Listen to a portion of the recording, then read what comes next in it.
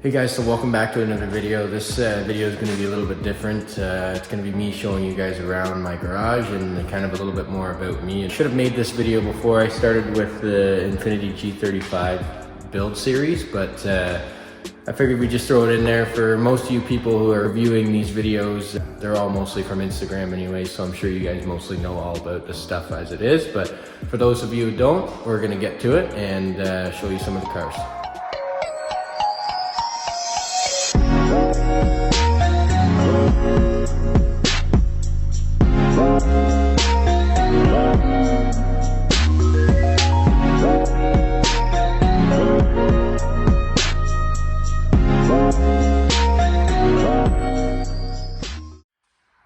This is my 2016 Mustang GT, performance pack model.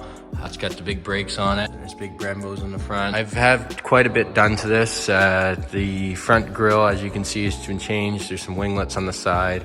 I actually just installed a supercharger kit on this car a month or so ago. I went with VMP's kit. We'll get into that in a minute. There's some more winglets here that I've added on before the wheels. To me, it's the little things that make the difference in the car.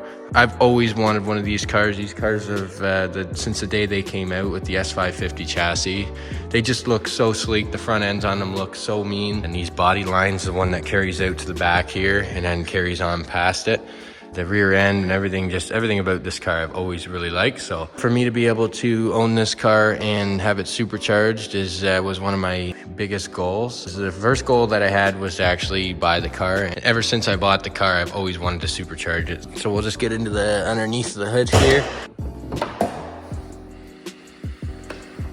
So I went with VMP's Gen 3R kit. It's one of their highest powered kits that they have. They came out with the Odin kit as well, or Odin, however you guys want to say it. It's a bit of a different style. I like this style over the box style over top. Whereas if these rotors actually push the air down with the Odin or Odin style, it wraps the air around and then pushes them through intercoolers on the outside. So it's just a bit of a different style.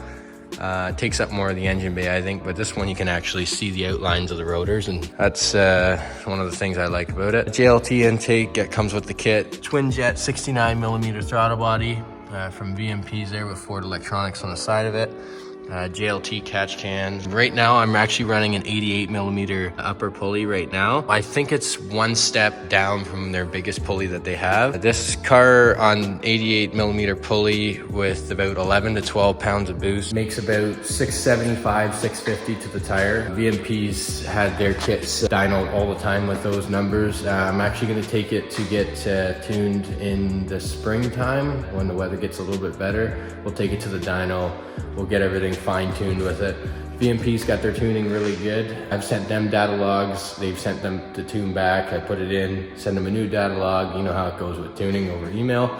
But the dyno is something that you can actually see everything that's going on and put it under load and, you know, fine tweak the things out of it. So I'm gonna be doing that in the spring. This engine, the only thing that I actually did to it, it's a bone stock engine. The only thing I did to it was billet oil pump gears, which the stock ones that come with the car are actually made out of powdered steel.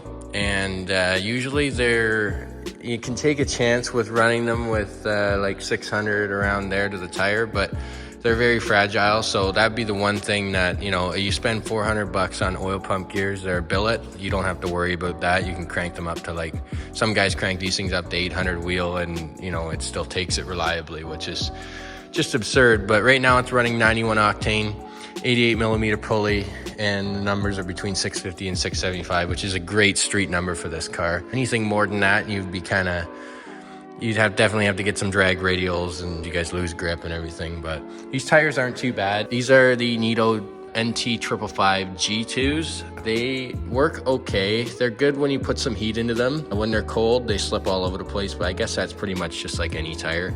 I'm gonna actually be trying to get in the spring some NT555 R2s. We'll do the same size, the 305, 35, 19, but the R2s are an R compound. It's like a drag radial, so we'll definitely get more grip in the rear end with that and definitely be able to use first, second, and third, because right now with first, second, and third, you kind of, without traction control on, you're, as they say, Mustangs always hit crowds and whatnot, but without traction control on, it's kind of scary, so it takes a bit to get the hang of. But as we go into the interior here, it's the premium package, so you get all the lighting, you get all the accent stuff. I went with the Watson Racing red cage there, the 4-point bolt-in.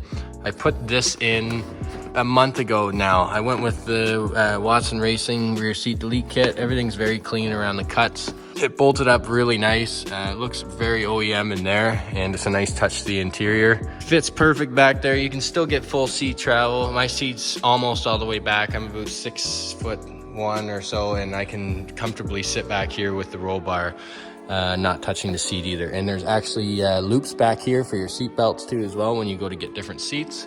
So this is the car that actually started it all for me. This is the 2006 Nissan 350Z.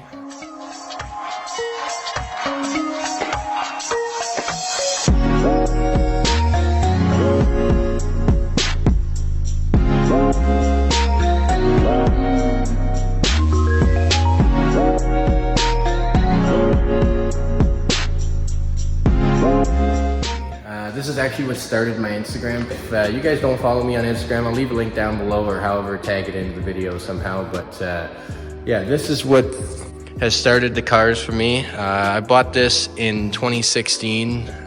It was completely bone stock when I bought it. Nothing done to it, which is what I wanted. I didn't want to buy something that already had a bunch of modifications to it, and it was tampered with and everything else. Sometimes buying somebody else's project can be a bit of a nightmare because you don't know what they've done to it. You don't know what, how they did something, or, there's good people out there that modify stuff, and there's also bad people out there that modify stuff, and you just don't want to take that chance sometimes unless you know the person and know what they do and everything else. Here's the front end of the car here. It's very clean. This car, I think this car's only got 69,000 K on it, KM, not miles, so it's very low, basically all original. It's kind of an OEM plus look. I did the brakes on it, put some blue Brembos in there, put some Barstone ES2s on it.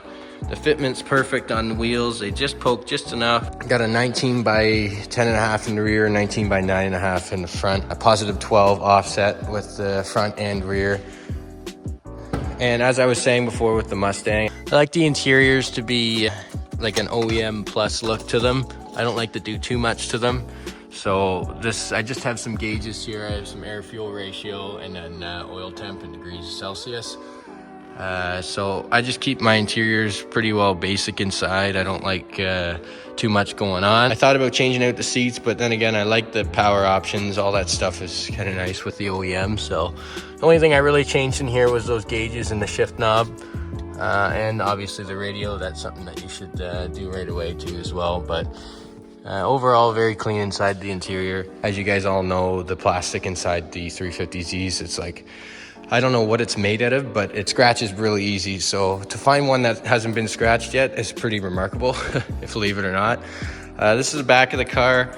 I got a Motordyne TDX2 exhaust on it, shorty headers from Tomei, Burke high flow cats, just a light tint over the tail lights and a light tint over the headlights. Just something subtle to protect the headlights, because a lot of the times I see some of these and the sunlight will turn these yellow, and we definitely don't want that to happen. So we'll go ahead and pop the hood and show you guys underneath of it.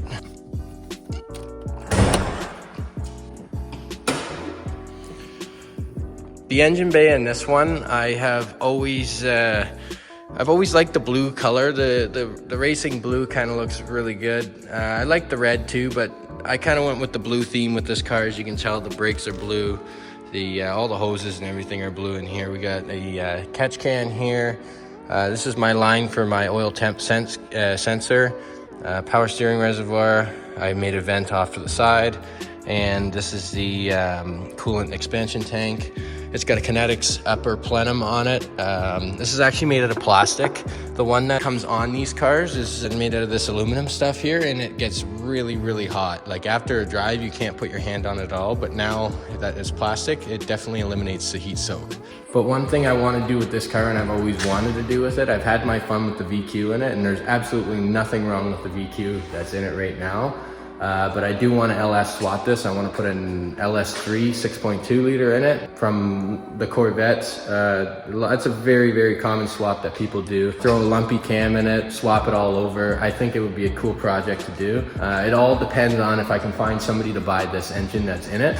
Either way, I'm going to LS swap this, but if someone buys it sooner, then we'll get started on the project sooner and we'll film the whole process with that. If they buy it later, then the project will be postponed a little bit longer, just because I have no need or no rush to actually get rid of the engine that's in this. It's just a matter of want. It's not really a matter of need. If the engine blew up, then I would have had it out already and swapped, but since it's a really good platform, I don't have any rush to yank it out. So on to the other project here. This is actually my buddy's car. This is a 2005 Infiniti G35. We recently just did the brakes on it there.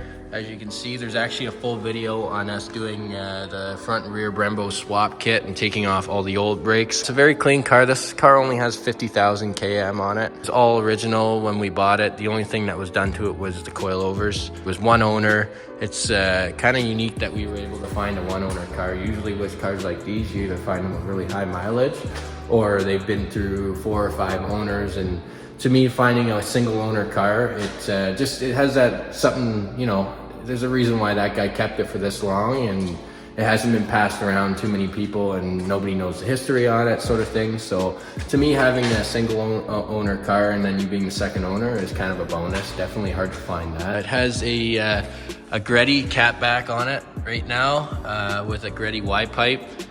We've been tinkering with it ever since we bought this car probably about 3 or 4 weeks ago now. Like I said, we did tint on it. There's a video on us doing tint as well on it, just subtle modifications. Super clean interior on it here. No rips in the seats or anything.